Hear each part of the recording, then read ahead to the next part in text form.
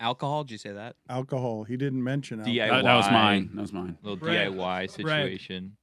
Making bread. Yeah, baking was a thing. Yeah. Cooking. Mhm. Yeah. Yoga. Also, severe depression and anxiety. Yep. Well, that wouldn't be. That was on mine. But that's not a king. This is a positive thing that Well, helped you But get it was through there it. for you during the pandemic. It was always there.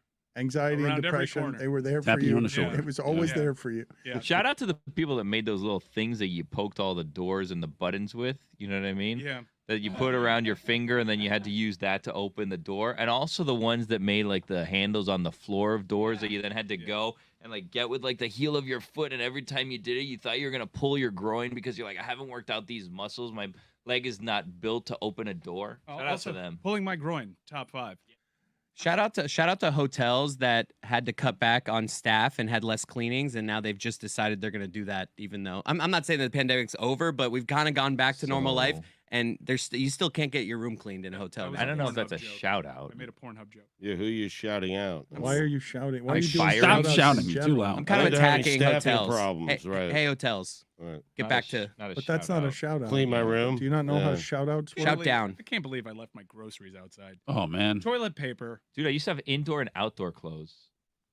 And then You I'd did, wipe I down all remember of my that. groceries when I would come in. It was a whole thing. I'd have to get naked basically as soon as I opened the door every time I came inside because I couldn't wear my outdoor clothes inside. What if I sat on the couch and I had Awkward COVID for your all neighbor. over? Yeah, that would be bad. Nah, that was fine. You Dr. managed Dr. to avoid Sanjay it, Gupta? though, didn't you? All the extreme places that you went to make sure that you didn't get this, I felt like you avoided it more than the rest of Dangerous us game, did. don't say it. You were able to get less sick than the rest of us. No, I mean I got it in December 2021. So like, That it was was when a everyone while. was getting it. Yeah. Remember that That Christmas? was Omicron. That Omicron really got in the way of things. Stugatz, not only is Stugatz doing this with the Jets, incidentally, where he's having this hope, feel good, and then feel bad because he thinks his franchise is going to screw it up. He's doing it with his basketball team in New York as well right now. Because They're good.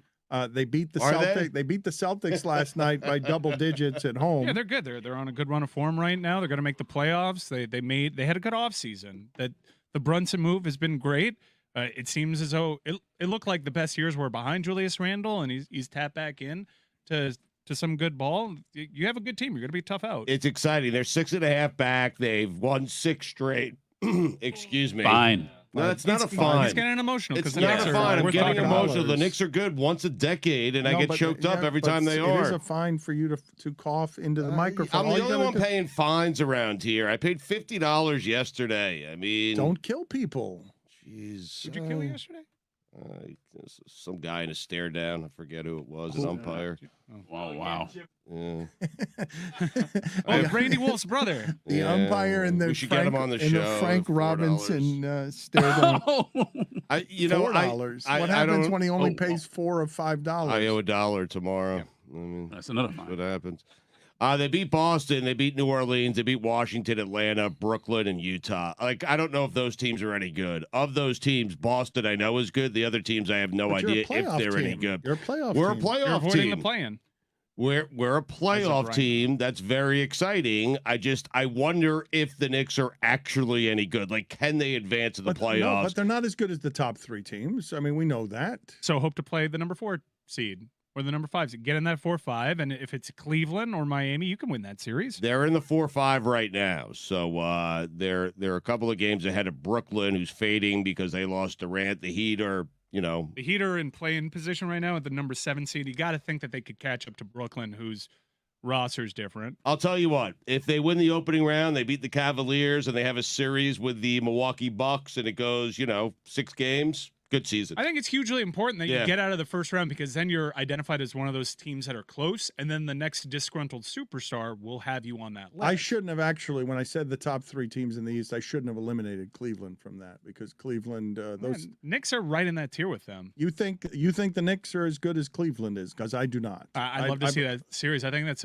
a 6 or 7 game series. I believe that the top 4 teams in the East are a good deal better than whatever it is the 5th best team is. But regardless, I am curious because I It's haven't. exciting, though. I mean, I know you guys like to make fun of the Knicks, but the NBA, and we saw this a couple of years ago, kind of wants the Knicks to be good, kind of needs the Knicks to be good because that garden, that market And that arena and that organization is important to the NBA. And You're right. People keep saying this. League's been fine. Mike, I'm emotional. They're never good. We got Josh Hart. League's been fine. No. The league doesn't need the Knicks to be good. No, New Yorkers they do. need the Knicks to be good. Well, that's true, The league too. has been awesome over the last 20 years. Debatable. The Warriors, the Spurs, the Heat, LeBron. The league has been growing internationally. It's getting more and more money. The league has shown you they don't need the Knicks to be good. They don't need the Knicks, Lakers, and Celtics to be good at the same time.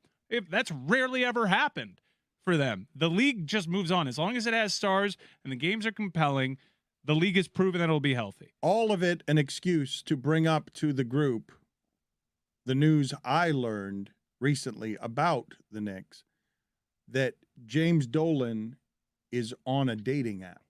Oh, jeez. What? I did not know this. I don't think I have been butt cracked, and I'm afraid, It's just data collection for him. Be careful. I am afraid to pronounce, is it Raya, the dating app? Is it an elite Is that the famous one? Celebrity one, yeah. dating app? I don't know anything about it. And when I heard that James Dolan was on a dating app, I thought that is ripe for both disaster and he's got a great deal of status. And I imagine people would want to be around his money no matter how unctuous he might be. I can't be on a dating app, but I am morbidly curious to see what the interface of this thing is. Can someone who is single that has a Raya membership show it to me so I can just peruse? You are afraid of getting on the dating I app? can't download a dating app onto my phone, my guy. It's for work. Yeah. Bad look. I can't pull off the Chris Cody. It's a bad look. Content. It's content. It is for work. I mean, I guess I can open up a membership and just make sure that the headshot's like something Bad super idea. ridiculous. I'm investigating, but there's some rumors around here that somebody on our show got rejected from the Say app. the Wow. name. Just Yeah, say the from name. Well, there's Raya. not that many single people around Yeah. here, so you can do the math. All right. Rejected because it's too high end. It's elite. I think you it's- just have to have some certain status, and you either have get to be accepted famous. or rejected. And Yeah. Please tell me more about this dating app. Please give me whatever information it is that can be gotten without Mike getting in trouble with his wife on James Dolan selling his wares. JB and the Straight Shooters is the band. Straight shots, isn't it? JD, excuse me. It's not JB. It's That's JD. a fine. I fixed it before Two you could fines. find me. Yeah, there's the other fine, though. And do I get fined for the straight shots? And what did I Yeah. say? The straight shooters? Yes, you did. Yep. Fine me, I'm going to fine you. Eye for an eye. Mm-hmm. That's fine. I got it wrong. I got the name of his band wrong. But do you guys have If it? a user screenshots a profile, the app warns them that they may be removed from the platform because they don't want anybody telling. It's basically like the chateau for dating apps. How private? Very private it. in that it knows when you screen cap. Would you guys want to watch a dating show, a reality dating show with James Dolan? No. Billy will find the strangest Nah. places to find his reality television. He can find reality. Billy has now left the country in search of crappy television. Yeah, Australia. Yeah. I've moved on from American reality TV for the moment, and I dipped my toe. What are you nodding your head about over there in the corner? I just the lengths that you go to watch shit is crazy. What to is me. that supposed to mean? Exactly what I just said. The lengths that you go to watch shit TV is crazy to me. It was on Peacock. I was watching Peacock, and I just you sat left. on watch his too much couch. Peacock. You watch too much Peacock. What do you mean I watch too much Peacock? You're like, oh, that's my number one streaming service. Like, get over yourself. it's up there. What does that even mean? It's up there. It's a good one. Nah. There's tiers of streaming. Billy can like what he likes. Exactly right. I like HBO Max is up there. Peacock's up there. Netflix isn't the top for me. Netflix isn't the top. Prime is a little bit low, especially not during Only Murders season or football season. That one takes a little bit. Hulu Hulu's is the the only Keep an eye Murders, out Only for Murders, Apple yeah. TV Plus. They're It's- starting to get good they're movies on there. spending so much money. Dude, That's the one of MLS those- coverage is really good. Man. The MLS coverage is really good on Apple. Really, really clean broadcast, 4K. It looks spectacular. Their Apple's offerings, money should be shooting out of your television. There is so much money in everything they're doing, and obvious money. But Can I now get they're that starting to one? get their weak spot used to be movies, and it was mostly loaded up with original pictures that may not be considered good enough for theatrical Pictures. releases. They But- are But now they have spending a classics. ton on star power, though. They are just spilling money all over the place. But Billy, what are you watching? You're not watching Apple's moneyed offerings. You're watching Australian reality I'm television. watching The Traders. The Traders is a good show, Dan. It's a reality show. There was an American version of it, and I'm watching The Traders Australia. Also, because the Traders UK is also available. I haven't gotten to UK yet. I said, let me start with Australia, then I'll get to the UK. Also, this one kind of piqued my interest, but I'm not sure if I'm going to commit to it yet. The Challenge Australia is available on Paramount Plus. I may just become Australian and just watch Australian shows moving forward. And I don't think I'm that weird, because I feel like Whitty says that he watches Love Island Australia, which is probably how he found out about Raya to apply for it. Yeah, but I'm not sure. That was who it was. I got permission. Whitty's the guy who got rejected from Raya, and apparently you need an endorsement of Can he somebody. just come across the hall? Yeah, He's Whitty, here. come over He's- here, Whitty. he Just said he go was- get Whitty. He Get said Whitty. he's too embarrassed to like ask a friend, like somebody of stature, Sounds like the Soho for an House. endorsement. You need an endorsement, I guess, to get into Raya. Like From someone's who? got to be like, "Hey, this person's famous." So like another member or just any person? An out endorsement. That's all I know. There? Huh. We'll get more info when he comes in. You guys have been teasing Oh. him about his rejection. No, I think why he would just- anyone? I think he just revealed it before. Hmm. Get in but here, Whitty. there's Get on in nothing here. wrong with people trying to find love, Tell us Dan. I about feel your like we shame. shouldn't shame Whitty here. We shouldn't shame James Dolan. They're just people looking for love. What's the big deal? They love love. What's the concern? What happened to you? What Uh, happened? Why yeah, were you so- concerned? So I downloaded Raya with the hopes of really it was just like who's on here. You know, it was more it was out of curiosity. Yeah. And if something came of it, something came of it. But so I for whatever they prioritize Instagram as their means of verification. I didn't really have a big following until I started working here. But I got like my Twitter check mark. I really wanted like them to be Twitter based, but they weren't. So I applied, and it's just sort of been left on red for months. And it says if you get an endorsement from someone, you can get in. And there's like 7 people in my contact book from whom I can get an endorsement, but I'm too embarrassed to ask them. Who are they? Who are they? I'm happy to do it. I mean, You're not on the app. You're not in though. Oh, so you have to get it from someone who's in the app. Correct. Wow. Yeah. But Someone. why are you too embarrassed to ask them if they're already in the app? Yeah. Because you don't have the clout, or because you're asking it's just them like, right, to help yeah. you find love? Yeah. What's wrong with that? There's just a level of like, hey, you're in this club. Can you get me in? Yeah. I don't know. It just Hey, That's help how me- clubs help me work. find love. Well, they presumably had to do that of someone else. So you would think Probably. they'd be helpful in like Yeah, it's a kind of Ponzi scheme getting of other people dating. in. Yeah. it is a pyramid scheme of dating. Now that I think about it, yeah. But yeah, for me, it's like, hey, I'm single and pathetic. Can you let me in? Well, but it's famous people, right? So who's on there? Like the housewives? Like who are the celebrities in Miami that are you? I mean, Who's in the pool, I think guess? I think it's nationwide. Yeah. So like people. It's like some people I know that are in the sports media. What does Raya mean? What is what is it an Look- acronym for something? Because this is also, it's not just a dating app. This is the money dating app. This is the fame dating app. I have a Page 6 article that has some celebrities that have been on it in the past. Matthew Perry, Ben Affleck. I'm sure he's not on it anymore. Demi Lovato, Channing Tatum, John Mayer. I mean, And then Whitty. Lizzo, Nick Kroll, Chelsea Handler. So I mean, it's like it's Well, an but exclusive list here. celebrities can't be dating in the same pool as the other dating apps, correct? Like that's That's not, why they have Raya. Like, that's why they have it. Yeah. Right. Why not? Whitty, can you tell us like any of the options you had of people you were thinking about calling? I don't want to put people's business not? out there like that. Oh Why? my God. Raya means friend in Hebrew. Oh, Then it's a friendship thing. So Huh. you could tell your friends who was on there. He doesn't want to do that. He has gone as far as he is willing to go in showing us the innards of his personal life. We have now There is dragged him- another one. There is another one that I also am trying out too. It's called The League, where it's another one like you put your Instagram handle in, and I Nicole was in that too. I was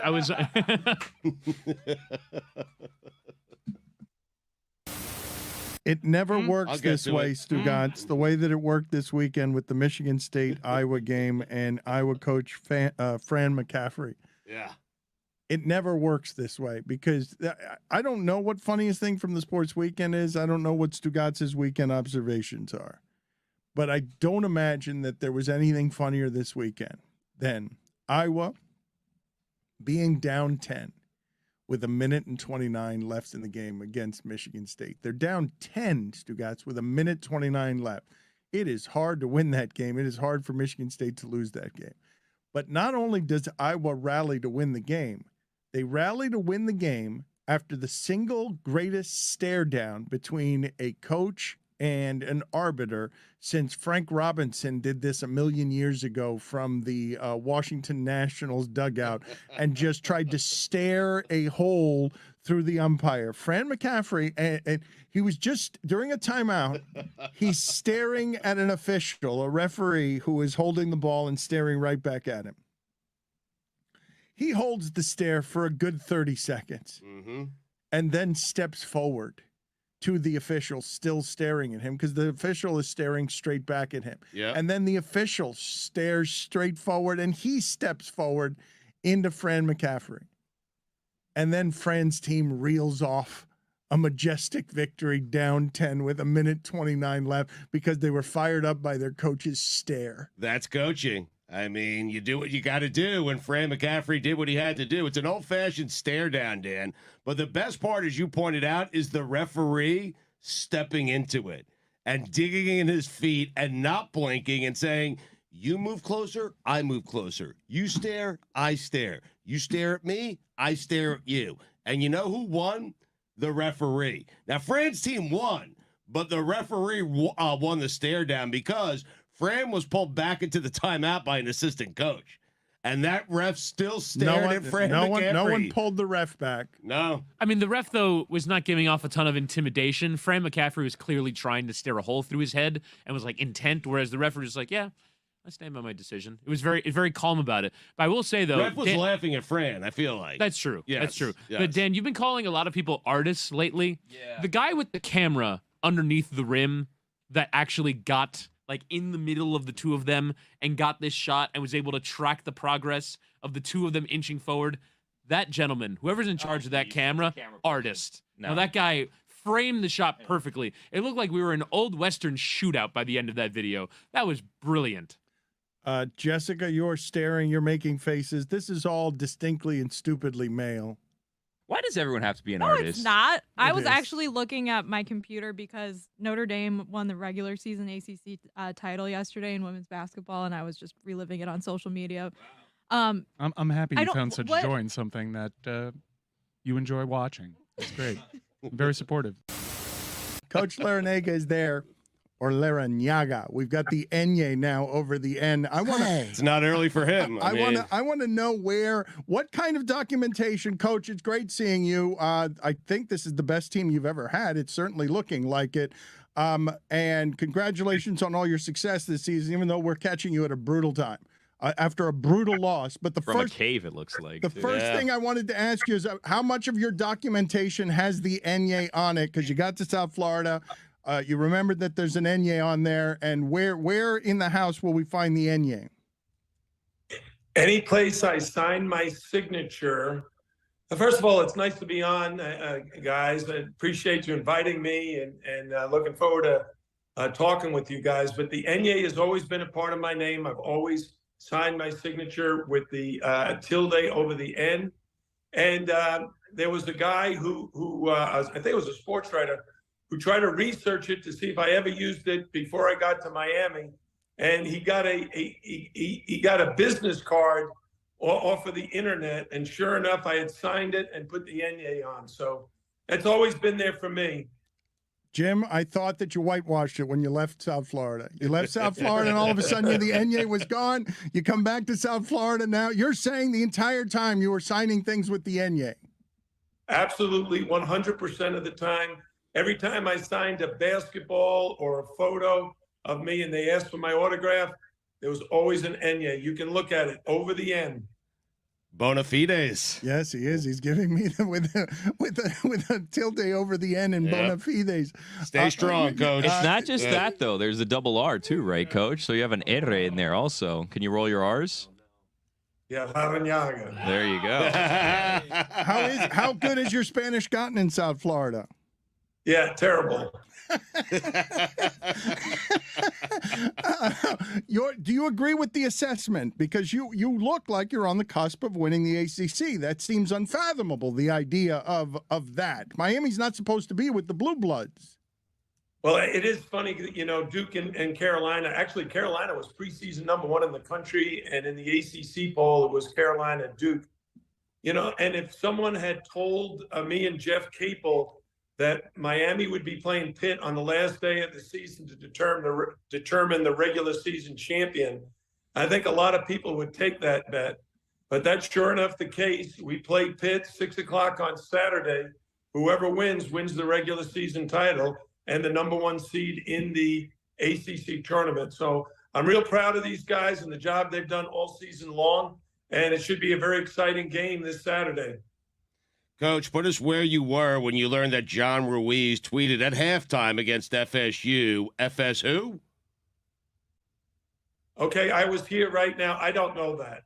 Oh no! Oh no! You're informing me for the no. first time. I don't really follow social media that much. I'm sorry. Someone has to tell me what's going on. So that's what you told me. And here's what I would say.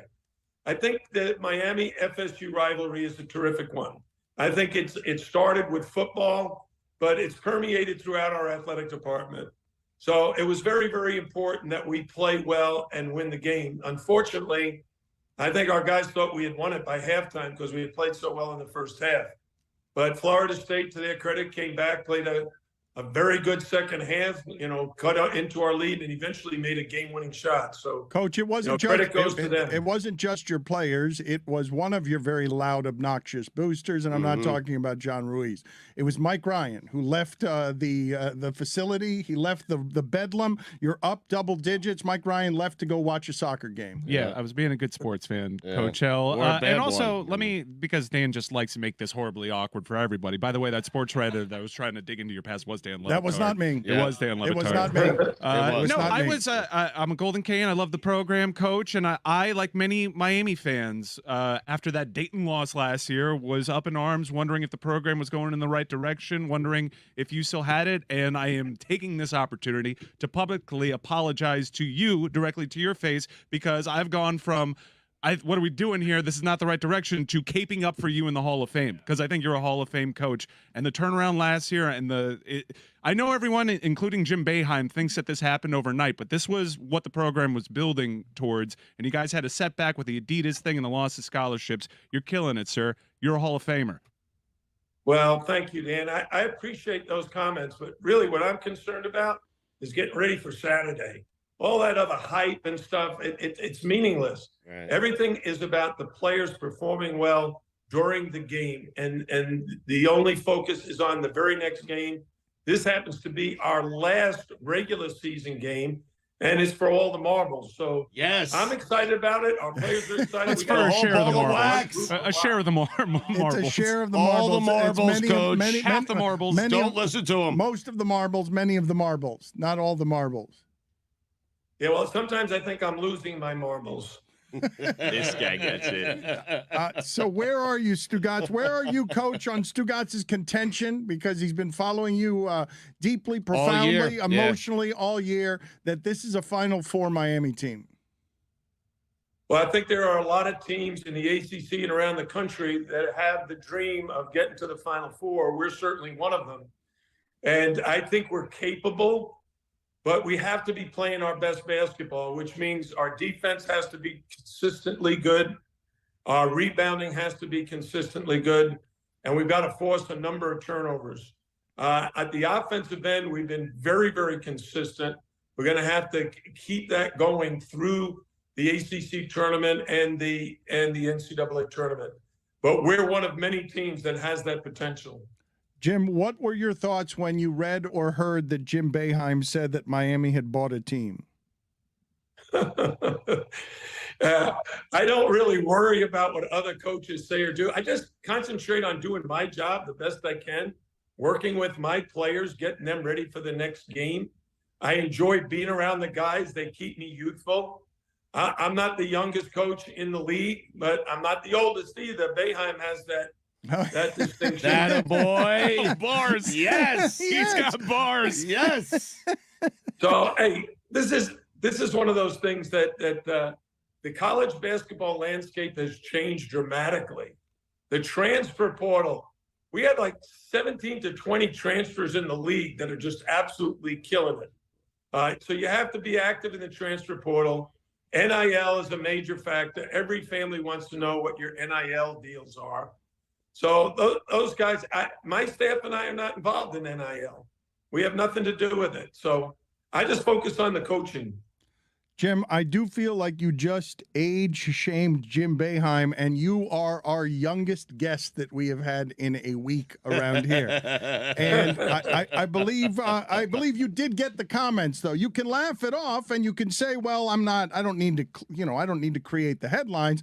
But the idea that Jim Boeheim would be saying that about your team when you've come down here and built something, I would understand in your most emotional moments, even if you don't want to, put lighter fluid on the flames, I would understand. Come on, Jim, what are you doing? You know how this game has been played for a long time.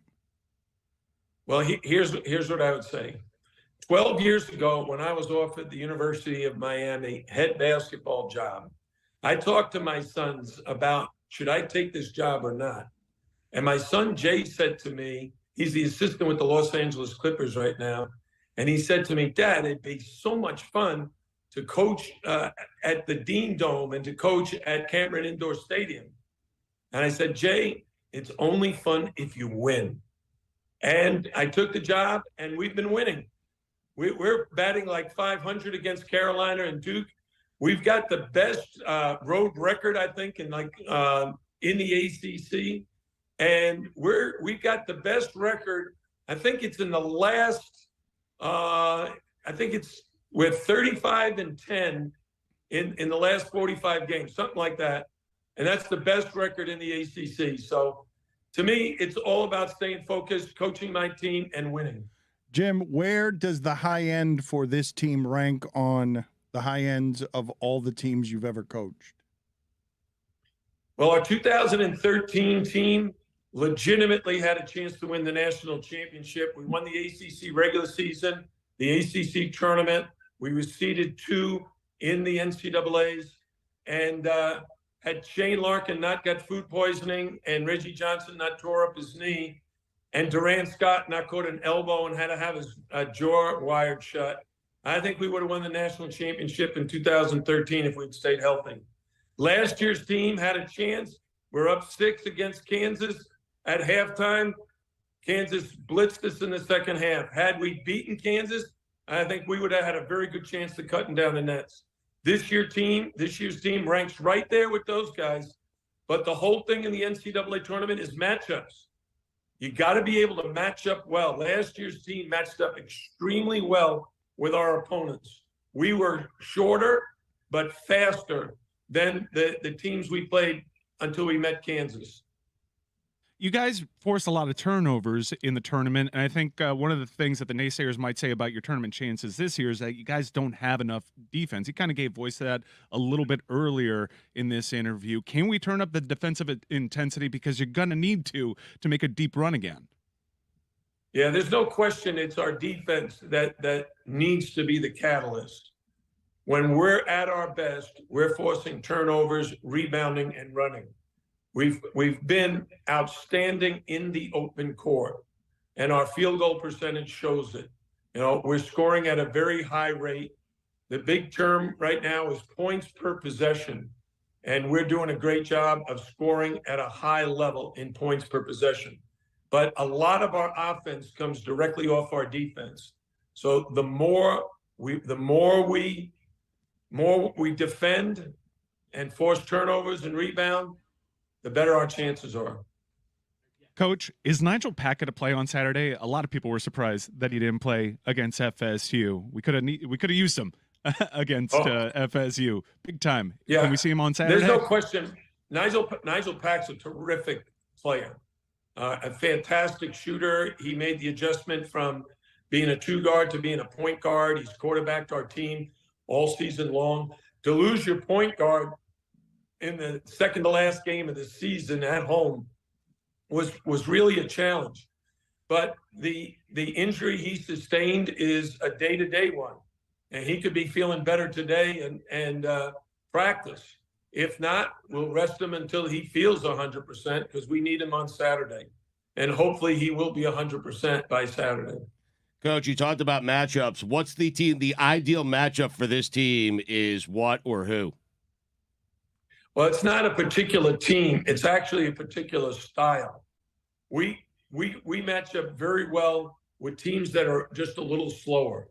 Maybe some big guys who don't run the court as well, or a guard who can't get by and penetrate against our defense. You know, there's certain teams that you match up with that you can utilize your speed better than you can against others. Jim, why did that happen last year where in the second half, or I should say, let me ask the question a different way. What will prevent this year's team from getting the doors blown off it in the second half because all of a sudden Kansas realizes, oh, wait, we could just leave an open three-point shooter at the top of the key. They're not quite deep enough right now to hang with us in the second half. Yeah, okay, so in the Kansas game very specifically, we got in foul trouble, which we hadn't done all season long. And we got in foul trouble because David McCormick, their 6'11", 250 or 60-pound center, they went to him constantly in the paint. We were able to keep the ball out of the paint against North Carolina last year. We were able to keep the ball out of the paint against Auburn in the second round and in the round of 32. We just couldn't keep David McCormick out of the paint. Kansas went to him, gotten in foul trouble, and we just couldn't overcome the foul trouble. And so why wouldn't that happen this year? Oh, we have no idea what's going to happen this year. Maybe we don't get in any foul trouble. Maybe we win by 20 points every game. I don't know. Nobody knows what. That's why the games are so exciting. Who the heck knows who's going to make a buzzer beater? You tell him, Coach. Yeah. Who knows? You know, I told you in 2013, Shane Larkin got food poisoning and was sick. Durant Scott got an elbow in the jaw the day before and had to have his jaw wired shut. And Reggie Johnson tore his knee and had to have surgery. That all happened on the same day. Yeah. Who can figure that stuff out? I don't have a crystal ball. You can't. Dan, do you have a crystal ball? You're so right. You're You right. know what? Survive in advance, you're Coach. so I mean, that's right. what it's all about. You're too kind a man to tell me what I deserve there, which is just fuck off, LeBatard. Like, just for real. Like, I don't know what's going to happen. I got a good team. And you know sports. You've been covering for a long time. Fuck off. I don't know what's going to happen. I don't use that kind of language in describing anything, Dan. You were thinking it, though. I'll be very discreet and say, hey, we're going to give it our best shot every game we play. And whatever happens, you know, the truth be told. What does Jim Larrañaga truly righteous rage look like? Like, when will he got a tech this year, and the entire Watsco became unhinged. Coach, I need you to get a tech on Saturday. Yes, against Pittsburgh. Bring us to life. Promise us a tech, one tech. Coach, say coño. Yeah, well, I got one tech this year, and that's the first in like 5 years. So I like to keep it at a minimum. It felt good, though, right? The tech? I mean... My players loved it. You gotta will us to victory with a tech against Pitt. All right. See you later. Maybe draw some inspiration from Fran McCaffrey. I don't know if you saw that. Can we get you? Did you see what the Iowa coach did? Did you see against Michigan State what he did? Stared down the referee for a better part of 45 seconds. Did it work? Yes, it did. It did work. Huge comeback. They were down 10 with a minute and a half left, and they won the game in overtime. I saw that. Yeah. I didn't see the game, but I saw the score and how they came from down 11. But hey, crazy things happen in college basketball, and you see it. Jim, this past weekend there were a ton of buzzer beaters, including our game against FSU. Yes, how does that one, after all these years, Jim? After all of these years coaching games, winning games, losing games, random things happen. How does the night of sleep go after losing that way? There is no night of sleep. I can't sleep. I replay the game in my head all the time. And then I start getting ready for the next game. I try to figure out, okay, what do we need to do? I talk with my trainer. How's Nigel doing? We're going to have him back. I talk to my players. I text my players and you know, try to encourage them to, you know, enjoy the day off on Sunday, but we're back to work on Monday. So hopefully we'll have a terrific day today. Good seeing you, Jim. Congratulations on all the success, sir. Thank you very much, Dan. Thanks, guys. All right. Go Canes. Go Canes. You left at half, Coach. But I want to examine for a moment. We don't get a lot of opportunities to do what I'm about to do with Stugotz, because with the New York Jets, he has over 40 goddamn years really given himself over in investment to a team that always betrays his hope, that always crushes him, that always makes him wonder, why did I ever bother to hope? And the space that Stugotz is presently occupying in emotional fandom, this is a tough one. Not a lot of people in our audience are feeling this right now, which is just enough hope to wait around and see how my franchise is going to screw up this good thing. He is spending his time with it. You don't think you're going to get Aaron Rodgers, correct? Even though that's the only team he's been linked to, even though Bob McGinn, the longtime Packers reporter, is saying that the Packers are disgusted with Aaron Rodgers and are going to move on.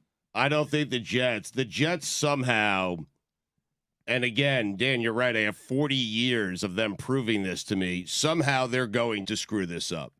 I believe they have an opportunity to get Aaron Rodgers, but I think not only are they not going to get Aaron Rodgers because they are the Jets, they won't get Derek Carr. I'm not even certain they'll get Ryan Tannehill. They might get Carson Wentz. I mean, and they'll start him. I mean, that's unbelievable. Dan, I am so what have the Jets done over my 40 years of fandom that would suggest to me or any Jet fan that they're going to get this right? They've done nothing. You think Derek Carr, he's visiting Carolina. You are now Of course he's visiting Carolina. He's waiting for the Jets, and he's only going to wait so long. And the Jets are going to take their time with Aaron Rodgers, and it's going to be too much time, and they're going to end up with neither of those guys, because by the time Rodgers makes his decision, which is Lord knows when, Derek Carr will have already signed with another football team. And so I'm going to be stuck with a quarterback I don't want. I'm telling you right now. I mean, those are the only two guys I want. Those two or Lamar Jackson. And there's no way they're pulling that one off. I've done some reporting on this. The Jets in that building, they feel very confident. I don't care. They feel very confident that they're getting Aaron Rodgers. Who does? I mean, who? Whose Jets. report is that? It's Mike Ryan's report. Who told you, Mike? Oh, that's how we're doing it. Okay. Mike Ryan, for those of you who do not know, he is telling you ad He's a Jets nauseum reporter. around here. I did not know he was a Jets reporter, but he is selling information on the internet, on Twitter, with his super follows, because he is indeed now in the handshaking game of movers and shakers where information travels. I did not know you were now a Jets reporter as well. Pick up things. I run in some good circles, and this one, it's just people are feeling very confident. I think you can read into Derek Carr meeting with the Panthers. It costs the Jets nothing. I think the weapons on the outside are far more talented with New York than it is for Carolina. If Derek Carr could choose a place, I would choose New York. I think logically, I would assume, based on the way that this is played out, is that if the Jets wanted Derek Carr as their top priority, he'd already be a Jet. You don't meet twice with a team and go through all of that if it's your choice on where it is that you're going to You're end saying up. if the Jets felt like they weren't going to get Aaron Rodgers, they would have signed Derek Carr already. He'd already be their quarterback. That's my fear, is the Jets think they're going to get Aaron Rodgers, that they're confident. When the Jets are confident, bad things happen. You think that the music's going to stop and they're going to be left without a chair? Yes. But if Derek Carr, if Derek Carr feels the Jets is his best option, he's going to wait around to see. I think he's waiting They're around. probably saying to him, "Hey, we're trying to do something, but if that doesn't happen, we are signing you." And he's like, "I'll take that." No one in the history of football has ever waited around for the Jets. You have Derek Carr waiting around for the New York Jets. Good defense. Spot, man. Look at all the options he has. It's a real good spot for Derek Carr. I know it's a good spot for Derek And Carr. I'd like better you than guys- Carolina. It's way better than It's Carolina. way better. And the Jets, I've said this a million times, Joe Douglas deserves credit for putting together a roster minus the quarterback where that roster is attractive to guys like Derek Carr and Aaron Rodgers. I could talk myself into Carolina, too, by the way. They have a very good defensive line. It's not like they're without weapons over there. It's just the Jets very much seem like they're a quarterback away because they've got talent on both sides of the ball. Tougher division, though, I guess, if you're looking. Yeah. I mean, he's coming from the AFC West, though. He's probably looking at the AFC East as a slightly easier division. If you're Aaron, do you want inside the AFC? You're in the NFC now. It's an easier path. Well, if you're you Aaron, want that path? I think If I'm the Aaron, Green you Bay want Packers San want Francisco. you. Yeah. If I'm Aaron, that's where I want to go. But the Right. Green Bay Packers This probably is want what you I'm in the worried AFC, about. Yeah. which is how you got Brett Favre. Mhm. You've literally lived this, where they didn't want to send him in the NFC. You were Right. saying, Stugotz, that you think that Tom Brady should sign a one-day contract with the Patriots, but are we at 100% positive as I say this that he won't sign a one-year contract with the 49ers? Oh, I think he is. Now's usually around the time of year where he starts regretting it, right? Yeah. Well, wait a minute. He He just retired. filed his papers formally, and he Yeah. said, I'm not going to do the whole big thing. You only have one of those, but it's around this time of year where he started getting the itch last year, right? That can't be a real thing, can it? What, I mean, the we, itch? he lived. We lived it I lived it at with South by Southwest. I You're going to lived be it- fooled by this again? I lived it with Brett Favre, where he's in front of his locker crying, and then he plays for several more years after that because it's hard to leave the addiction behind. Especially, I would assume that it would be especially hard for Tom Brady. But if you had to guess, Stugotz, what's truer about Tom Brady deciding that he's not actually going to start the Fox contract? You have these three options, I think, and only these three options when Okay. it comes to Tom Brady sitting out for a year and not starting to collect on the 10-year, $375 million broadcasting contract that he has with Fox. I would think that the reason for not doing that is you want to spend a year getting very good at that craft. You don't want to start more quickly. And he doesn't strike me as the type who doesn't want to be prepared for whatever an assignment is. I would agree. You want to leave open the option to change your mind, even as you've said that you're not going to change your mind, or he just wants a year of rest. Just wants to rest for a year where he doesn't have to be having the pressures of either job. You know what I'm worried about? I feel like this is gonna be like a classic like college gap year thing, and he's gonna be like, "Oh, let me go backpack through Europe for a year," and it's just gonna be like constant annoying Instagram and Twitter posts about new things he's trying, and I met this new thing. Look at this new place I went. It's like, enough of you, Tom, because like he's fine now. I think he's fine now. I don't know what you guys think about him. I think he's fine now, right? If he just What does went that right in. mean? He's fine. He's okay. He's not like annoying yet, right? But like if I get a year worth of Tom Brady's every thought in his head and all these But new don't you things think that he's going to doing. be? He's got that social media team that evidently is very good. He's interested in Yeah. increasing the size and reach of his brand. Yeah, but like I'm fine. Like if we just get into broadcasting and not like here he is going to Machu Picchu. You know what I mean? Like I don't need that from Tom for a year. Well, what do you guys think is the most probable? I'm just offering you. Playing. Tom Brady has decided to sit out a year. Which of those three is the most probable? Stugotz is on record saying it's because he's going to come back. He wants to come back. He always wants to come back. It'd be so hard to turn down the 49ers. It would be. That team is Super Bowl ready. He's from that area. He loves that team and organization. It'd be hard for me, if I'm him, to turn that down just because they're so close, so talented. They have everything he wants, plus the NFC. They went 3 months without losing a football game. Right. With their third string quarterback. Uh-huh. Yeah, you're not going to tell anybody something they don't know when you say that the 49ers are good. Right. The 49ers are good. They did it with their third string quarterback. Why would they not also be able to do it with Tom Brady? But why is that considered a real thing from a 45-year-old quarterback who just told you this time it's for real? You guys think that 3 weeks later, 3 weeks later, it hasn't been that long, a month. He's That's like, how long it took the last time. no, but he wasn't retiring last time. He was trying to get ownership of the told us he Dolphins. was. No, he did not tell us. We interpreted it. We got it wrong. He released point. a statement. What Dana's saying is fair. That He it was all a not charade. retiring. He was never. You guys have him as somebody who retires serially, and he's not retiring serially. He quit the Bucs and only the Bucs because he was making a power play for the Dolphins. Right. So you're saying he played everybody once before. He was never retiring before. Right. So he could be not retiring this time. Exactly. But he said this one was for real. Oh, Look, Jesus. I understand. I'm just opening your eyes to the possibility Well, that he could change his No, mind. but the reason you guys are like mentioning every great quarterback that's ever been torn apart by making this decision. I'm asking you which of those three is most probable. There's another option. I just saw I saw a story today, Dan, from dailymail.co.uk that sources Radar Online. You ready for this headline? Tom Brady is trying to launch a career as a comic in a last-ditch effort to win ex-wife Gisele Bündchen back.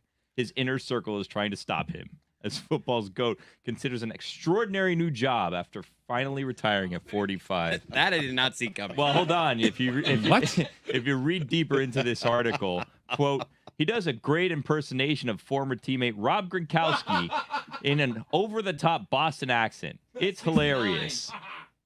He's trying to win his wife by becoming a comic. Yeah. That's what I just heard. I like it.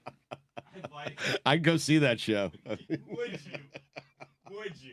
I would go see it. Would you? Yeah, I mean, wouldn't we all You'd just have- to be like, what can this be? You'd have the seats that you had for Seinfeld so far in the back, God. off the back wall. A tiny Tom Brady in an arena filled with 20,000 people telling knock-knock jokes and doing Gronk impersonations.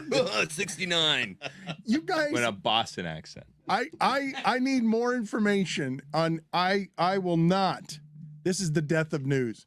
If there is a story out there that has any credence to it, that Tom Brady's career reinvention at 45 and midlife crisis to get his supermodel wife back is to have a stand-up career of some prominence. Ex-wife. That's a fun.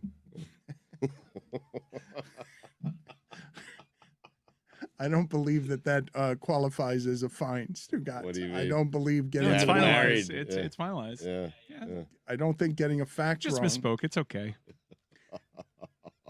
Getting his wife back through stand-up comedy. What do you guys imagine? Maybe she's the a fan of stand-up comedy. Who knows? Well, we're all You think he fans needs of an laughter. opener? I'll try it.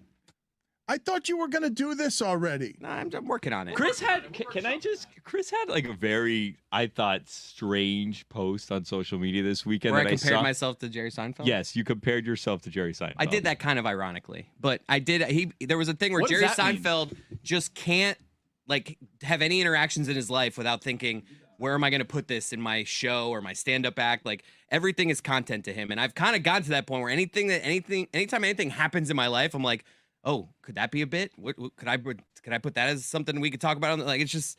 It's kind of affected my life, and I'm not comparing myself to Jerry Seinfeld, but it is a thought that I have often, and it annoys my wife. Because I'm always just like, oh, that could be, and she's just like, of course, content. Like my wife doesn't like the word content. I'm just telling you. Anytime like I'm doing something and she's like, what are you? I'm like, oh, content. Like that is a trigger word for her. Do at you this ever point. turn it off? Exactly. That's what I Trust get. me. Oh my God. It's a Your- thing, Dan. your- You've created a monster. Your wife hates your job and finds annoying her husband. She doesn't hate my job, but she just, She just hates you. I can file a lot of stuff under content. Do I abuse that privilege? Sometimes, maybe. Well, like what? By comparing yourself to Seinfeld. Well, no, I just like, if I want to watch something, I'll just be like, I got to do this for work. Oh, you're using sports as an Well, excuse. I do. That's the best part Duh. about our job is it's technically not a lie. Like I technically do kind of need to watch. I got to the Heat watch game. all 8 hours of Red Zone. Yeah, I mean, all 8. Sundays. I definitely use it on Sunday. I mean, And we Sunday do Night have to talk Football, about too. football. It legitimately is our job. So, but yeah, on Sundays I got to watch Red Zone. I mean, what do you want from me? It's my job. Guys, one source said, quote, as a comic, he's strictly a water boy. That doesn't. Where is he seem working like on a this act? Real quote. Is he just showing up to like the Pompano Beach Improv? Open mics at some sad brewery. He's working on material in a kitchen in Cleveland. He's coming out at a some days in Wisconsin. He's coming out and performing in front of 19 people just to sharpen up his act. That shithole.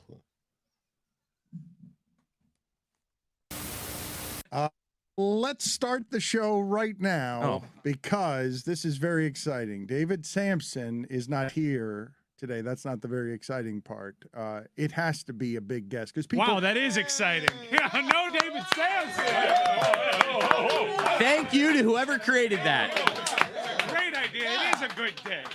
All right. People. He's gonna be so mad. Well, no, Whittingham, not only is he going to be so mad, the problem is we really have a disconnect with the audience on David Sampson. It's nothing personal. And the audience's disconnect is different than the shipping container's disconnect. I like David Sampson, and the shipping container rebels against all things David Sampson, but he's a content fountain. and I like that he's a content fountain. But people in our audience who don't know about the Marlins betrayals or the local betrayals, who just love our show and David Sampson, think we wrong David Sampson around here, that you guys are mean to him, that he's a likable person. Let's put that on the poll and see how big that section of the audience is. Go ahead. How would you like to make the poll question? What would you like to word it? Do you like David Sampson? At LeBatard Show. Regardless, no David Sampson here. I urge you to listen to him with John Skipper. If you don't like what he does around here, what he does with John Skipper is indisputably the best thing you will hear in audio podcast when it comes to sports business expertise. And you can check that out from earlier this week if you're not listening to everything around here. But the reason Sampson's not here is because, and it would take a legend to do this, the local hour belongs to one 790 South Florida icon legend, Zaslow.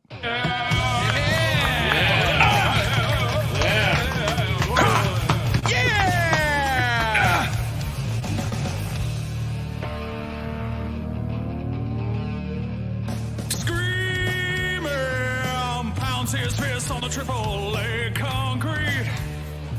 A girl. Hoping he'll see the legend Glenn Rice play more games. Oh yeah. Oh, hands out. More on sandwiches and it's a little peculiar. Oh yeah. Oh, thought of eating ribs with his hands is insane. Oh yeah.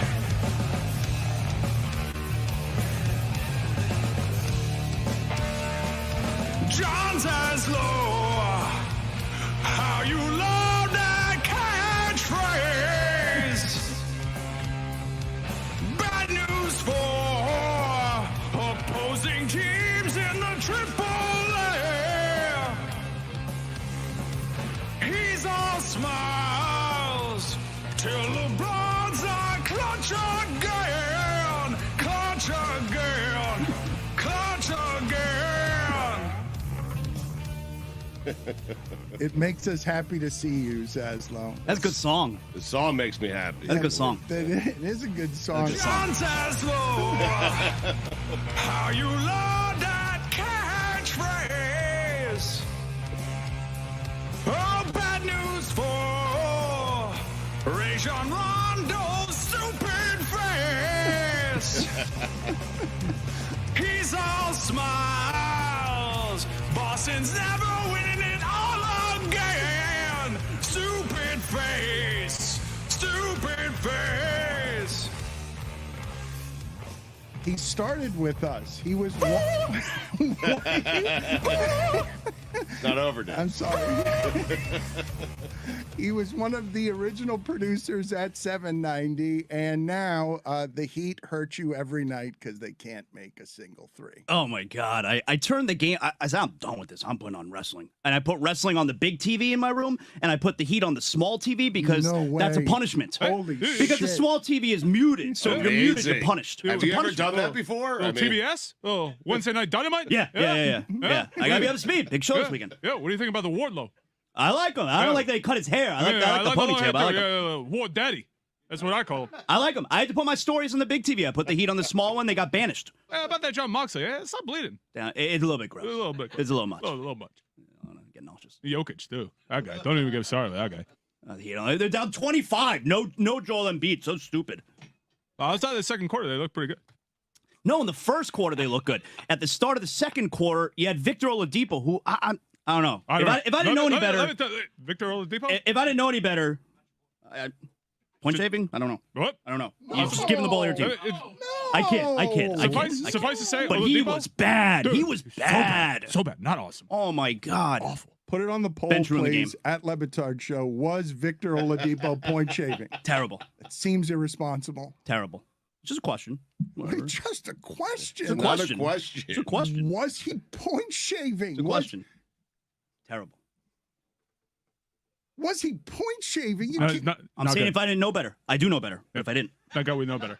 Answer your own question. If I didn't know better. Answer. He just answered it. He just did. Just bad. If I didn't know better. Okay. But I knew better. We know Okay, better. this is very frustrating to me. My Heat experience this year, because of where they've placed the standard, has made it so that the room, Billy, Whittingham, Mike Ryan, unreasonable with their standards. Hey, we're not as good as the Celtics this year. This is unacceptable. Burn it all down. I hate Kyle Lowry. Kevin Love can't guard anyone on the perimeter. They're going to get knocked out earlier than the last 5 years. They fail.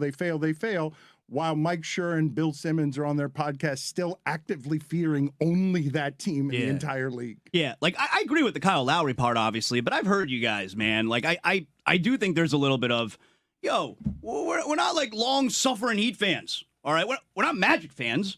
They were a shot away from the finals last year. 3 years ago, they were in the finals. I think we're being a little bit spoiled when we're not watching the games anymore. We're not watching anymore. No. I can't watch Kyle Lowry. It comes out there with that punum of his. That part I understand. I don't like that punum. And Lowry yucking it up after the game. Lowry, when's the last time he played? He's out there hugging and kissing every player from the Sixers. We just got our ass kicked. That bothers me. Oh, Philadelphia guy. I don't like that. You're a Philly guy. Whatever, man. Like, yeah, when's the last time he played? Kyle Lowry? Hugging and kissing everybody. When's the last time he played well? How about that? I'm with you, man. Least favorite Heat player of all time. Probably. Same. Probably. Same. Oh, no. Yeah. Least favorite Heat player of all time. out of Kyle here. Lowry. Yeah. 100%. Who else would it be? Yeah. Antoine Mike Bibby. Walker. Mike Bibby. You guys, No. You guys, Mashburn. Antoine Walker, very good in the 06 finals. We won a championship. He was very good. Little tippy toe. Jamal Mashburn. Mash. yeah. That's the guy's ass. How do you Come on. pass it, Clarence Weatherspoon over there? We will not say that Knicks name. Yeah. We will not. Weatherspoon panics and puts up a free throw line jumper. At least he put it up. Yeah. At least he put it up. That is true. At least he shot it. The Spoon Man. No, Lowry, least favorite to. Heat player. Least favorite Heat player of all time. I can't believe this. Yeah. Hassan Whiteside. Oh, terrible. Dion Terrible. Waiters. I mean, terrible. Here's the thing, though. Oh, but Dion Waiters had that shot, though. Whiteside would roll out of bed and get you a double-double on his worst day. No one's doing it with blocks. What does Lowry do? What does Lowry do other than collect his money? He does nothing. Nothing. Terrible player. Awful player. Least favorite Heat player of all time. Same. This, you guys are making this so? You guys, man, if you're announcing this to South Florida, you're making it official that Kyle Lowry is the most unpopular player in the history of the Miami Heat. Speaking for myself. Maybe everyone agrees. I don't know. Speaking for myself, too, which is also him. Is it because of the contract? Oh, yeah, it plays a role. I mean, you can pay him $48 million to do nothing. Right? You can play like this on the minimum. I'm not going to be upset. No, if he was vet minimum, all right, not my least favorite player of all time. Bad player. Crap player. Not my boy. But at least veteran minimum. And Albatross. And the audacity, we traded Goran Dragic for him, who is a beloved Miami Heat player, who maybe one day will have his jersey hanging up in the rafters. They call it Miami-Dade Arena this year. Maybe we'll have his jersey hanging in the rafters one day. And this is what we got. And Kyle Lowry, by the way, wears that same number. That's a disgrace. A disgrace? Yeah. Least favorite player. A disgrace. Yeah. How else would you describe Kyle Lowry's year and a half here? Almost 2 years. How else would you describe? Did you see Dragic available? I know. Come back home. I did a poll yesterday. Look, I did a poll yesterday. Who would you rather, Goran Dragic or Kyle Lowry? Overwhelming support, Goran Dragic. Well, I DM'd Goran Dragic. But people don't want I said, Priti Doma v Miami. That means come home, Goki. They don't want you to waive Yurtsevin. Is that what they would do? In order to make space, how do you make space for Goran Dragic? I don't know. Yeah, it's not possible. It's a hypothetical poll. Yeah, well, they're amazing at getting under the luxury tax. Yeah, make it happen. It's not an official poll. It's a hypothetical poll. Huh.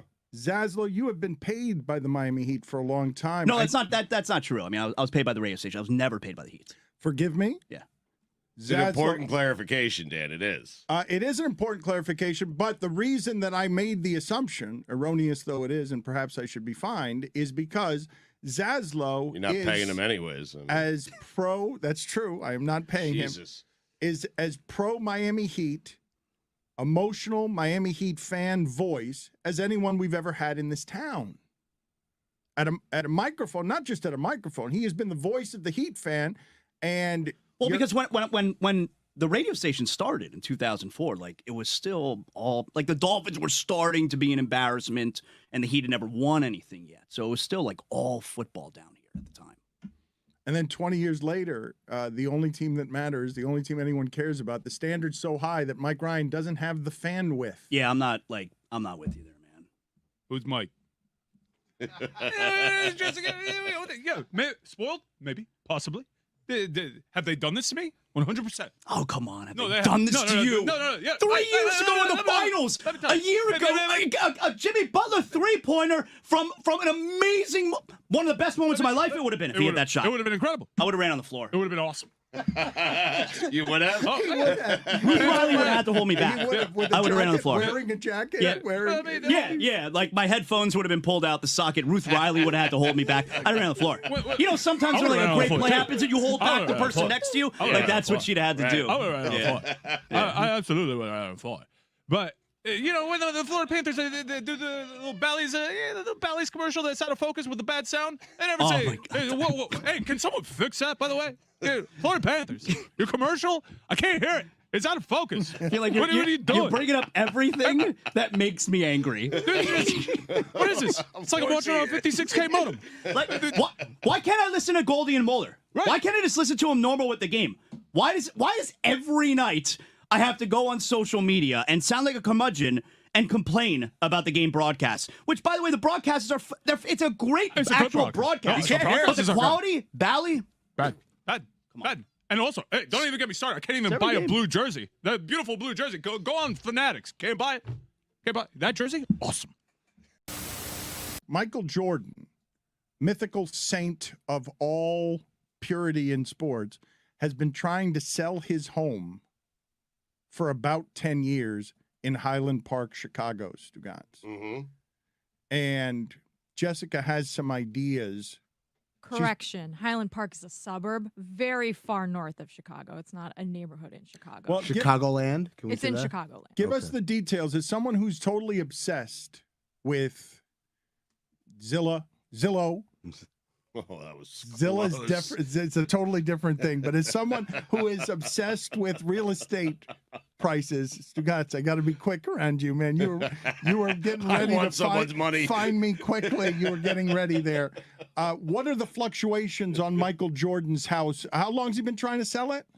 It's fascinating. He's been trying to sell this house for over a decade, and the price has gone down 50%. They listed it at $30 million. Now it's on sale for a measly $15 million. But no one wants this house because it's all, I assume because A, it's humongous and the property taxes are probably insane, but also it's like completely customized to Michael Jordan. Like there's a Air Jordan logo in the theater room. There's a 23 on the front gate. That's cool too. And it's Amazing. massive. And I'm fascinated with these massive houses that end up on Zillow that just sit there for years because, like, reasonably, no one really can afford it or move into it. And they're completely customized. Like, he's got a customized Air Jordan indoor basketball court, like full basketball court. Who would want that? These sounds like selling points to me. These are reasons to buy the house. In Yeah. fact, Dan, I think we at Meadowlark should buy the house. Make him a low ball offer. He keeps cutting the price. It's a good real estate market for the buyer, not the seller. And I think we should probably, now mortgage rates are a bit high, but we'll worry about that after the fact. Say we come in at like 10. Yeah, we can always refi. We go cash. I think we should buy it. Listen, I almost purchased Joe Girardi's house. Okay? Why? Why? Just 'cause for he the played in story? the majors, yeah. He had these perfect game balls right up front. I went to visit the house. I took a tour. He had these perfect game. I think he's caught 3 perfect games. He'd probably take those with him. One from no, they came with the come with the house. I told them those were my demands. And there was a picture of him and I think Tino Martinez autographed Oh, Timo. right in the dining room. I mean, that is a reason to buy a house. I would buy Jordan's house. Dan, let's do it.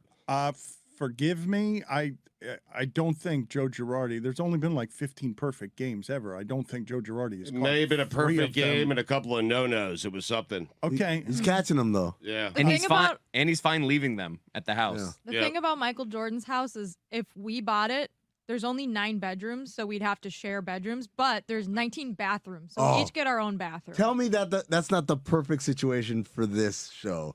The amount of poop we do, everyone getting their own bathroom would be perfect. When do we? You can have 3, Amin. Thank you. One of my least favorite things about the Airbnb experience is the stress of room selection when you're with a group. Oh, it's the worst. It's just it's so passive It's a aggressive. free-for-all. It's all like, I don't care what room I end up in, and then it's like I'm gonna go end up in that room. It's all I don't like it. It's stressful. What are you I doing? stay outside and I'm just like, I'll sleep on the couch. I don't want this stress. Hold on. No, I get in there early and I Yeah. stake my claim. Have you never watched like Jersey Shore I or the lift Real my World leg and or I whatever? piss all over that bed. That was fine. They open that door, everyone rushes in like, gotta mark this your one's territory mine. But the immediately. part is that everybody beforehand will be like, oh, I don't care what room it's like, it's so different before, and then when you get there, it's just, I don't like it. It stresses. I'm sweating right now just thinking about it. You know what it's like, Chris? Whenever they have like food catering, and it comes out, and everyone's like, who's gonna be the first one? I You. don't want to be. I'm like, to hell with that. I'm hungry. I go in there, I start shoveling, and I shovel like no one else is So eating. you're the guy after. that always gets the master bedroom in the Airbnb. Shouldn't it be the person that booked it? Doesn't that person get dibs on the Yes, on the that master? person, and if it's bachelor or bachelorette party, the bride or groom gets to pick. Never been to one. But really interesting. Never been to one. When you're on one of those parties, there's always a thing where it's like, oh, who's gonna sleep in the same room as the bride or the groom? I Like, will. I'm who's the willing. best It's like, no, you're friend? not. It's You're like, not really willing. But everyone wants to sleep in that room because they feel special, right? I hate to be a stickler about this, but you guys are off point here. Are we buying Michael Jordan's house Yes. or not? Low I think ball we're offer. we're all in. Before I don't want want to split the rooms. Before we're fighting over the individual 9 rooms, I think of it more as something you buy to make a museum. I think these are selling points that you have a gym that is Michael Jordan's personal gym. If we're infatuated with this person, It's got to be zoned for that. What you do is you throw a mosque there. rent the house, rent Michael Jordan's Yeah, house yeah. for a party. It's not going to be zoned for a museum, so we just have a one-night rager, boom, in, out. Air Moss. Why? Oh, I why like is it. it gone down by that in the real estate market as everything goes up? If I told you 10 years ago, hey, do you think somebody's going to want to buy Michael Jordan's house because it's Michael Jordan's? Just because it's Michael That Jordan's. is a little surprising to me. But then you have to think about the fact that it costs a fortune to live in this house. Not even that. This Okay, is go- really go easy. You on. know what it is? Yeah. Well, You have $15 million to spend on a residence. Well, right? until recently, 30. Okay, but let's just Big price cut. The current price is 15, right? You have $15 million to spend on a residence. And you're telling me you're gonna buy a house north of Chicago? Far north. yeah, but it's MJ's. Ew. Why can't I buy MJ's house down here? It's not for sale. Or Hilton Head or Right. wherever. Well, no, but this is the house he lived in while he was Michael Jordan Yeah. in his prime. While And he he's was selling free- it now. Well, Notice. yes. Right. Well, he's been selling it for 10 years. It's freezing. And it is very cold there. But again, you got to imagine Stugatz living there. Yeah. Imagine Oh. Stugatz being able to show his friends, hey, this was Michael Jordan's. Show my friends. You have me inviting anyone over? I'm just telling them I live at MJ's house. You have to because it's so big. It would feel so empty. It we'll would be see. like living with ghosts. I got Stugatz wearing Michael Jordan's bathrobe. It's dragging behind him like Princess Di's wedding dress, right?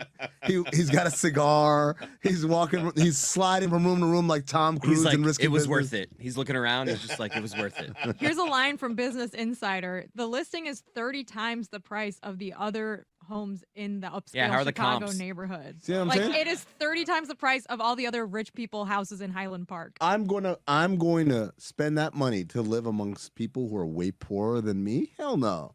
Right? Like anyone who can afford that house can afford to buy a better house. But there isn't one dork Michael Jordan fan That's- that just like that's wants to surprising spend to the me. 15 million. Like You can get on like Fort Lauderdale on the intercoastal. You can get for like $6 million, like a gigantic No, you're mansion. Right. You're Michael right, Jordan but didn't live what there. Woody is saying is shocking. There's not a dork Michael Jordan fan out there who's super wealthy who could just spring 15 million just to have his house. According to industry insiders, most people in Chicago who can financially maintain an estate this size would have built it on the lake. But he was like, I don't want to live by the lake. I want privacy. I saw that. I actually saw an Antonio Brown cribs the other day where Cold on the lake, man. Put that shit on. He built I think in Davie or somewhere else a mansion that is as big as a block. It That was takes his house in Hollywood, I think. It was humongous. it just ridiculous sized house. I want you to imagine Stugatz finding a Michael Jordan bathrobe in one of the storage rooms. Oh. Putting it on, having it flow behind him. I know it sounds a bit sad and haunted, but making his way through the house as he walks over to the gym where Michael Jordan played the private games. He experiences it for the first time, and then he never goes in it again. And he is sad that he has made a terrible purchase. Sad. You're right. I never visit the basketball court again. I never play on it. In fact, I spend maybe a weekend in the house, and you're right. I probably never come back, but I own it. It's $15 million to say you own Michael Jordan's I'm good house. with that. If I had $15 million, I mean, He's got a putting green, but at this expense, couldn't you just buy a small golf course somewhere? I believe Mark Wahlberg has he's selling like $100 million home that has like a 5-hole golf course in the back in Hollywood. I believe that's what Mark Wahlberg's 45 rated on Rotten Tomatoes movies will get you. Spencer Confidential. Rod Thorne was the VP of basketball operations for the NBA, and that, like, everything we see today is a direct result, an adjustment, if you will, for all the things that happened in the late 90s. They were sick of it. They did not want slow down basketball. They did not want hold ball basketball. They did not want slow ball. They wanted speed ball or fast ball, ball. Are we bringing back speedball back? I think we just brought it back. They wanted to leave speedball in the speedballs 70s in the and 70s. 80s. But fastball, they wanted fastball, and they got fastball. But with fastball comes more possessions, and more possessions comes more shots and more 3-point shots, as that's been embraced more, and more possessions equals more free throws, because again, we've told defenders you can't touch people, you can't hold people. So all of these things are happening, but they're also happening at an accelerated pace, very literally. Right. The pace up is and down the floor, up and down, a lot of fast break, a lot of high velocity movements. And this is what I think about when Stan Van Gundy starts spitting. Yep. He's talking about why are these guys getting injured all the time? Why, with all the medical science and why with all the athletic trainers on staff and the strength coaches and the reduced back-to-backs, why are they getting injured all the time? And here's Charles Barkley spitting too on first take, a spit take.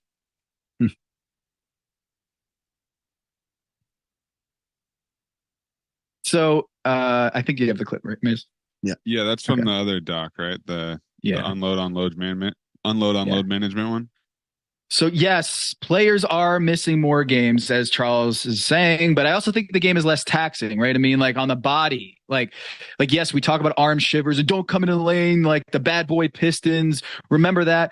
Well, like there's also physical damage to the ankles, the joints, the tendons, the knee ligaments, all the tissue, trying to keep it all together. It's soft tissue. These are all wear and tear injuries, ACLs and Achilles ruptures. This is from overuse. It's not because people hit me hard. From up and down, all the possessions going back and forth, right? Like, yes, they fly in private planes and they stay at the nice Four Seasons or what have you. But you can't, I mean, the numbers don't lie. The Warriors are averaging 102 possessions per game in 2023. And the Fratello Cavs were at 82. That's 20 possessions over the course of a game. So here you have 32-year-old Damian Lillard on Sunday night playing in a turbocharged league. And when he broke the record, he did it against only one veteran, Jayshawn Tate, who isn't even like a veteran. He's 27 years old. He did it against a Houston Rockets team featuring Jayshawn Tate. And the ages of the rest of the guys when he got the 71st point, here's the age: 19, 21, 21, 21. In fact, 8 of the 10 Rockets players that night were 22 or younger. Consequently, the final score is 131 to 114. So if you remember, I mean, at the All-Star game, they're sitting in the locker room. LeBron James and Damian Lillard are sitting in the locker room. We get this cool video of LeBron and Damian Lillard talking about how Damian's not being named by LeBron as one of the young ones now, that they're old. They're the old heads in the league now. That was really cool. Mm-hmm. But when we talk about pace, we have to talk about the other side of this equation, is look at this league. It is a young man's league. We don't realize it until we put the numbers on it.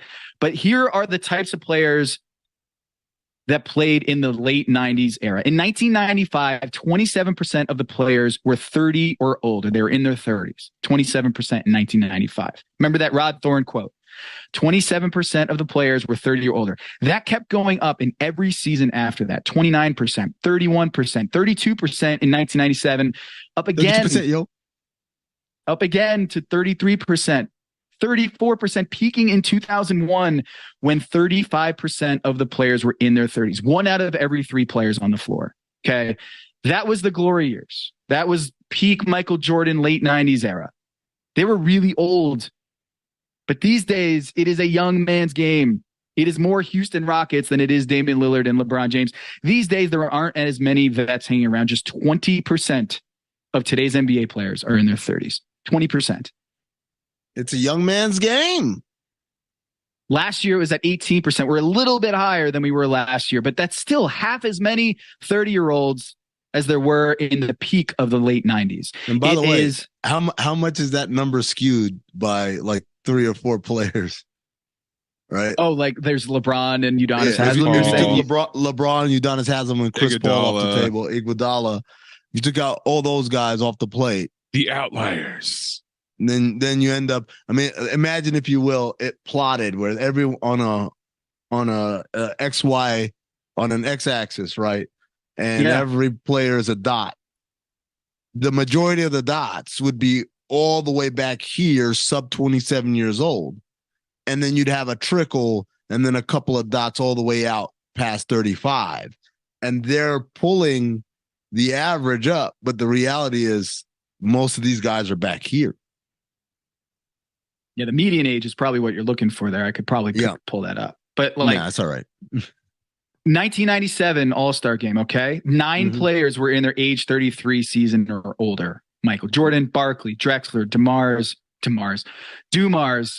Ewing, Malone, Olajuwon, Detlef, John Stockton, 33 or older. This was like the golden years of the dream team, okay? 9 players in 97 All-Star game.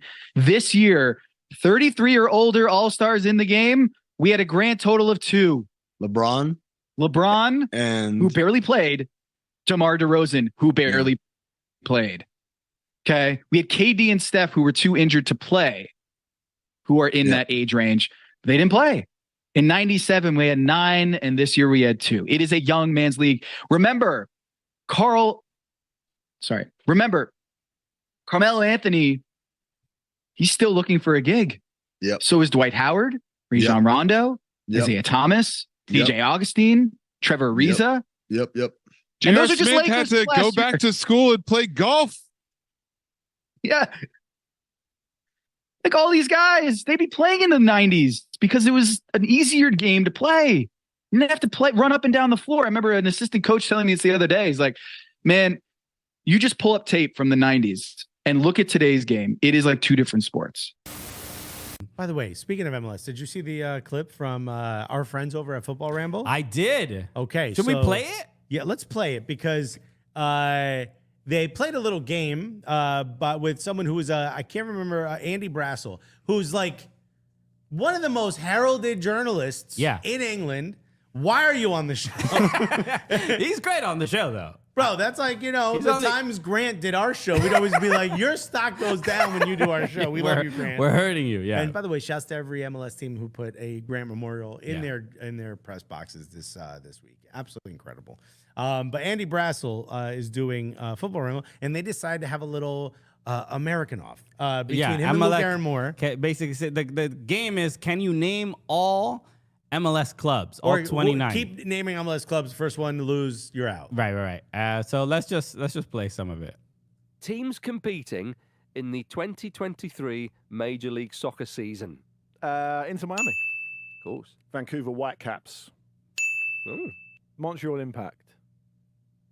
I'm going to allow that.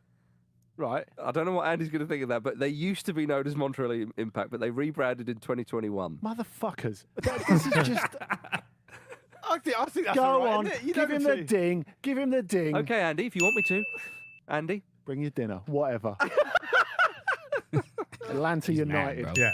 Shitbags. DC United. LAFC. Good. I remember your. It is good. It's also correct. I remember your. LA Thanks. Galaxy, Minnesota United, New York Red Bulls, Seattle Sounders. Portland Timberwolves. There it is. No There it is. way! You are not fucking having that. The Now, pause this Timberwolves. real quick. What would you do in this situation? He did say the name of the team. He did. It's not. But then he added Wolves, which is all the name of another team in another sport. So all the letters for Portland Timbers are there. Yeah. But except the S. What do you mean? Like the S is in there at the end of Timberwolves. Wolves. Yeah, I'm saying all the letters are Yeah, there. yeah. But it's not right. It's not the correct name. So he did get it wrong. Right. Now look, that's like expecting a general American to know where Scunthorpe is. You know what I mean? So I get it. But would you count this? I wouldn't count This it. doesn't count because it's another team. No. So I mean, and also, this man pretends to like America. He's married to an American. He's married to an American. He's been on this show twice. Been on the show twice. The first ever guest in Three the times studio. actually. He called in studio. He was in studio here at Fubo, and he called in once. Did he? Yes. Luke Wow. Moore has he's the American influence. If he would have said the Blangola cats, we would have been like, all right, our influence is working on this man. The Blangola fashion VPs allowed. But no, it's fun to see. Look, I think the excitement of MLS on Apple TV was. But you put up we'll talk about it, but I want to hear from Premier League fans. MLS, is it kind of cool now? Doesn't it feel kind of dope? MLS is kind of Chicago Fire right now, to be honest. Real quick, wanted to give a shout out to Charlotte FC and Atlanta United for their Anton Walks tifos. Yes. Those were incredible. Yes, because and I had it on screen here. Atlanta United, they did do a tifo for Anton Walks, who obviously sadly passed away in a boating accident a couple months ago. And there were a couple of things, especially this weekend. It was very emotional because every game had a moment of silence for Anton Walks, and then the media booth for in every match had honoring Grant Wall as well, which was again it's just it's a thing where it's again this community is obviously very small, the soccer community, and I love seeing that. I guess again that appreciation, the gratitude to the I don't know, the people who came before us, who kind of laid the way, who paved the way for a lot of us who work in media, and Grant, who we've said this plenty of times, but Grant was unbelievably kind to us and so many others, as was very clear after we learned after his passing that. It's just one of those things. Like, he didn't have to be that nice. He didn't have to be that kind to two comedians, and was just always like, he just believed in what we were doing. Yeah, and kept always advocating for us and pushing for us, and so it was great to see that acknowledgement from the league. And I think it was tough for a lot of teams because they wanted to do something, and obviously it happens during the World Cup, and so there is such a big gap. And I think it was the right thing for club. Not to forget about that, right? It wasn't like, oh, well, that happened already. This was the first opportunity. Right. And we saw U.S. soccer do it during the January window. And I think there is a lot of gratitude, as you said, from clubs to Grant because of the way he covered the league and the way he covered these teams and pushed teams and gave an opportunity to a lot of people. So I thought it was really nice to see that. And the stuff with Anton, I mean, I don't really have a comparison to this. Like a guy in the prime of his life, cut down out of nowhere around the team. I've not been around Charlotte. I don't know how they're handling it because I don't know how you step on the field where he should be, right? Go through warm-ups and go into the locker room where he was. It is a lot. And I thought they handled it really, really well. And I sent a message to him, but I thought Eric Krakauer, who was on the broadcast, who knows him because he was the broadcaster along with Lloyd last year in Charlotte, I thought they handled it really well too, which is, you want to celebrate that person's life, but it's also a sporting event. It's a tough space to be in. I thought they did really well. And I think from what I've been around Anton in the past and what I know of him, I think he would really have appreciated the way it went down. And it's just one of those things where Atlanta, you know, like he wasn't on Atlanta anymore, but he was so close to that community and that fan base. And I think I've said this in the past, when they were bad and he was there, he was one of the guys who would always talk and step up to speak. Yeah. He knew that, one, it was our job to cover the team. So even though they were bad and everyone wants to hang their head and walk away, he would be there to talk. And I think he did the same with the fans. And I think you could see that interaction from the fans of them wanting to honor him, even though he's wasn't on their team anymore. And I thought as you said, I thought it was really beautiful and really well done. And it's going to be tough this year. Like, it's going to be tough to have that as a part of it. And my hope is that Charlotte finds a way to honor him in their play, where it is in the end something that, you know, they can strive toward.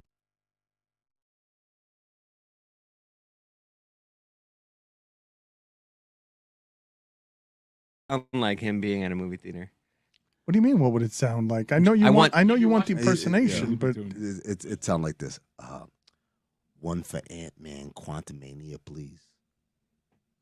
You mean to tell me the only seats that are available are in the front row? This is despicable. I'm never coming back to this establishment again. I will not patronize this sort of treatment.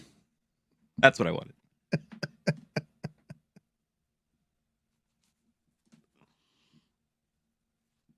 All right, there's about 21 minutes total. Assigned seating. Let me be very, very clear. Let me be very, very clear. One ticket for Puss in Boots. 80 for Brady. I thought the movie-going experience couldn't get any better. But then they had a menu sitting on my seat, and I had a waiter. What do they call it? A server. I had a server come and bring me the most delectable of cocktails. One for My Name is Otto. Seat recliners. You mean to tell me that puss is in boots? I was flabbergasted. I was appalled to see a cat for a second time wearing boots.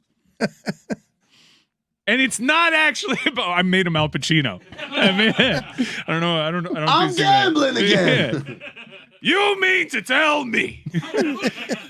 You mean to tell me a pussy's in boots? Is in boots. Again. Why? For a second time. The puss is in boots. That's not Stephen A. Smith. No, I don't making know it who it Pacino. is. And the puss has got a great ass. You know why? Because a dog would never fit in boots. Why was Schwarzenegger here? And the 9 lives represent midlife.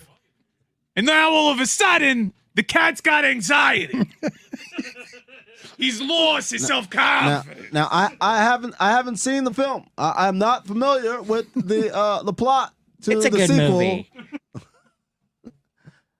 What do you know about movies, woman?